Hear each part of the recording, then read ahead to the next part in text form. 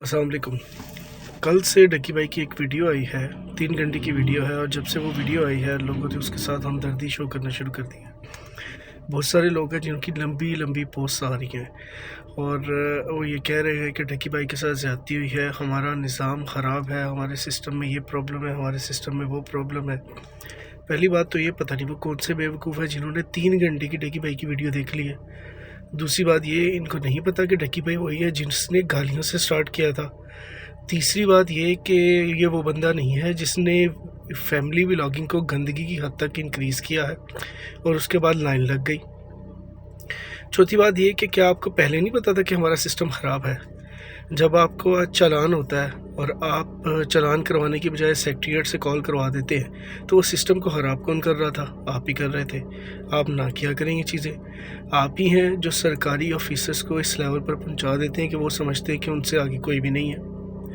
आप ही हैं जो आपके इर्द गिर्द हैं जितने भी सरकारी ऑफिसर हैं, क्या आपने कभी उनको गौर से नहीं देखा? क्या आपने उनके बच्चों का रहन सहन नहीं देखा? क्या आपने ये नहीं देखा कि वो सरकारी ऑफिसर बड़ी मुश्किल से 16वें 17वें ग्रेड का है और उसके बच्चे के पास अक्सर पराडो होती है? क्या आपने कभी FIA का ऐसा कोई बंदा नहीं देखा जिसके पास बहुत बड़ा घर है? तो ये कहाँ से आए हैं? ये सारे पहले से मौजूद थे, डक्की भाई के आने के बाद नहीं आए। ये वही निज़ाम है जिसको आपने बनाया था और जिसको आप पूछते हैं और जिसको आप पसंद करते हैं। अगर आपका कोई बंदा सेक्रेटेरिएट में लगा हुआ है, पुलिस में लगा हुआ है, तो आप उसको फ़ख्र से बताते हैं। अब इसी के हत्थे ये डक्की भाई चढ़ गया और अब आप कह रहे हैं ये निज़ाम ख़राब है। भाई निज़ाम नहीं ख़राब, आप ख़राब हो। आपने इनको सर पे चढ़ाया हुआ है, आप ही हैं। आप इल्ज़ाम लगा देते हो जर्नैल्स पे, आप इल्ज़ाम लगा देते हो सियासतदानों पे। जर्नैल और सियासतदान बड़े थोड़े अरसे के लिए आते हैं और उसमें से भी कुछ ऐसे होते हैं जो पावरफुल होते हैं, ज़्यादातर पावरफुल ही नहीं होते।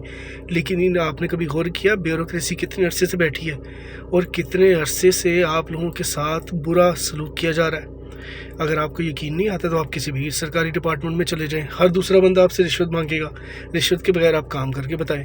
तो ये निज़ाम वो है जिसको आपने बड़े अरसे से परवान चढ़ाया है, उसको आप फ़ख्र से पूछते हैं। आपके फैमिली में अगर कोई बंदा सरकारी ओहदे पे लगा हो तो आप उसको बड़े फ़ख्र से बताते हैं, जबकि आपको ये नहीं पता होता कि वो अंदर से रिश्वत लेके पैसे बना रहा है। और आपको पता होता है, आप उसको फिर भी नहीं मानते, आप उस पर आंखें बंद कर लेते हैं। जब आपके किसी बंदे के ख़िलाफ़ कोई काम होता है तो तब आपको वो सब नज़र आना शुरू हो जाता है और आपको ये फ़ील होता है कि यार ज़्यादती कर दी। ज़्यादती नहीं हुई भाई, उसके साथ ठीक हुआ, उसने गलत किया, वो सरकारी ऑफिसर के हत्थे चढ़ गया। वो कोई ऐसे सरकारी ऑफिसर के हत्थे चढ़ गया जो आपके में से किसी का दोस्त था, आप में से किसी का रिश्तेदार था।